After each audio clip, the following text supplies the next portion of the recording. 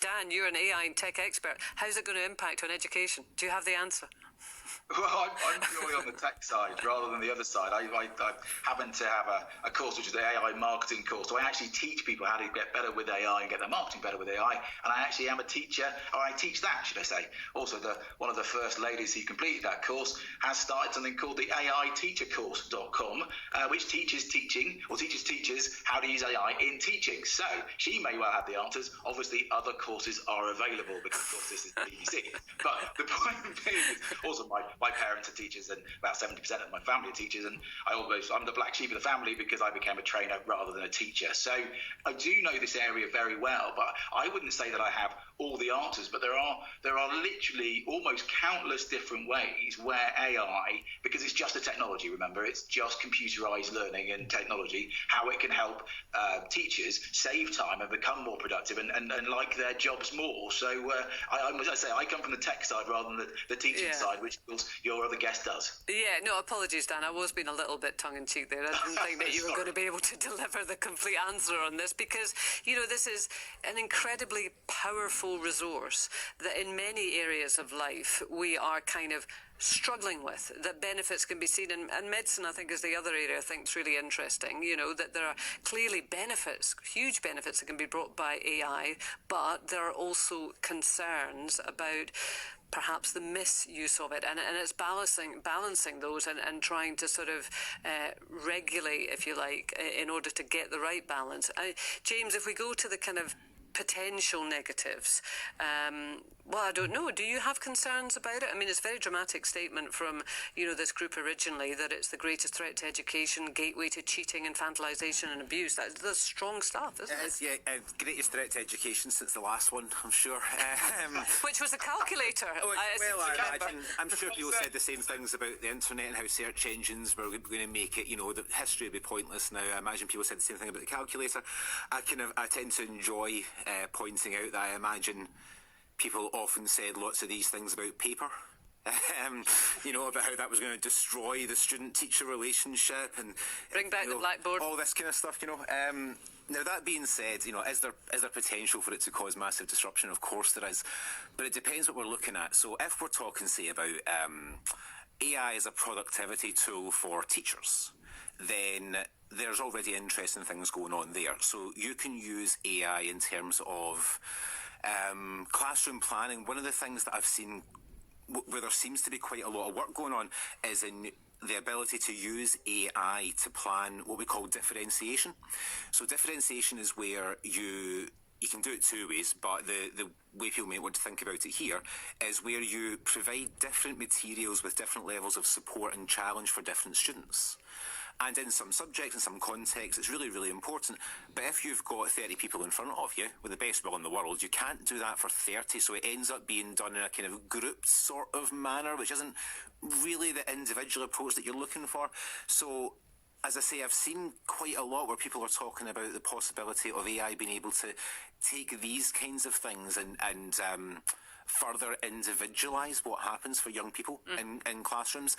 If that's true, down the line, then that'll be something that will be very, very interesting, very much worth looking at. I don't think we're anything close to there yet, but there are other things like you could probably use even a fairly standard one of the kind of current free AI models to do something like, I was an English teacher, so maybe I would want 10 different examples of writing with different levels or different lengths or approaches or whatever, so I could teach some aspect of writing. It'll take me a long time to produce that myself or to find them myself. Not going to take an AI very long. So there are definitely going to be areas where you can use it for productivity. So as a teaching resource, do you see potential there, Dan? Oh, this is exactly where the potential is, exactly what the AI teacher course is all about. But also, Janine, bizarrely enough, is an English teacher. So there you go for a nice link between those two things. I would also say you've got to be careful a little bit about using the free resources. I think we've got to be really careful here where we don't just go, oh, it's free, therefore it's good. GPT 3.5 is like asking a 16-year-old that knows lots of things. GPT 4, which is only $1 a day, was a bit like asking a 21-year-old. So the differences are immense. And I think that's the point. We've got to start start to put this stuff inside schools and actually give the teachers the resources. You mentioned the calculator, by the way, and I love the fact that some 15 years after it invented, about 84% of teachers actually wanted to use it, but only 3% of schools are actually giving people calculators. Now, that's where we are at the moment with this whole thing. We're the same with AI. Teachers have got to be given this resource, but I don't think we should put it back on them. I mean, if you remember, I can remember years ago when you only had one computer in the school or one computer in the class. It's the same principle here. But the nice thing about this is it's software, not hardware. And so kids are using this loads. Teachers should be using this loads. But of course, one of the hardest people to teach are teachers. And of course, you've got to teach teachers how to use AI, and that might be part of the resistance. I'm not saying this is the case, by the way. I'm just saying from my own experience that might be part of the resistance to it. Yeah. Well, but James, might we not also have a situation right now that perhaps young people are going to be more familiar with and comfortable with AI than their teachers are? Oh, it's always the case. This is the fun of teaching teenagers and teaching kids. They'll always be ahead of whatever curve adults are on for technology. So any discussion that we can have about, what might kids use this for? There are kids sitting doing it just now. There's no two ways about that.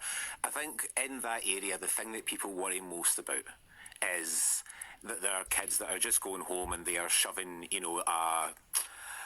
an essay task into, ChatGPT and getting an essay back from it. And I do understand that, and I do think there's a discussion to be had about, how we assess things and stuff like that. I would often on that one say that it didn't seem to be a huge problem when kids with money could go home and just get someone else to write their essay for them.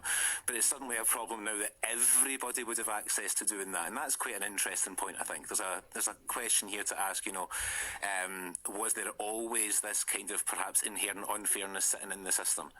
And actually what an AI could do if it was free or nearly free is actually make that open to everybody, at which point that unfairness is going to become unacceptable. I think that's maybe something to keep an eye on with this. There is an element here where there is certainly a potential sort of like democratising aspect of AI, and there does seem to be that some of the resistance to it seems to be, whether people realise it or not, but I feel as if you can kind of see some resistance being rooted in the fact that AI might upend some of the existing hierarchies that we kind of depend on without realising it. But we wouldn't want to condone anyone paying somebody else to do their work, would we? Because that's not going to lead to a good education. So, is it a great argument to say, well, now everyone can effectively do that? It's not necessarily the direction we want to go in, is it? No, but just what I mean by that is that, it's quite striking to me that, frankly, it's only when people with nothing would be able to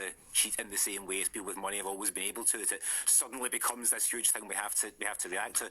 You'd rather not have any situation where people are cheating on assessments. And as I say, there is a discussion to be had about how we assess certain things in schools. But on the assessment point, because I do see quite a lot about this, people talk about assessments in schools and how, but AI could answer them, so there'll be kind of no point in them now. But it kind of misunderstands what assessment's for a lot of the time. The overwhelming majority of assessment, I would say, we're not really interested in the output. It's not like it. Most assessment isn't like your higher exam. We're interested in process. We teach kids things that machines can do. Of course we do. The best example, I think, on this, we're a long way past the point where a normal person can beat a chess computer. Mm-hmm. We're years past this stage, But we haven't stopped encouraging people to play chess. And when we do that, we haven't started saying to kids, well, we won't do the very basics because the machine will do all that. We'll just focus on the top end stuff, because you can't do that. To learn things, it's this kind of gradual iterative process. So there's maybe an element here as well of people looking at AI and thinking what it's going to allow us to do is jump to the end of learning processes. And that is not going to be the case, because humans don't work that way. That is a really good point, actually. That is a really good point. Which unfortunately I can't pursue because we're out of time. No problem. Next time. But yeah. James, thanks a lot. James McEnany, who is an education writer for the Herald, and Dan, thank you very much. Dan Sodergren, who is an AI and tech expert.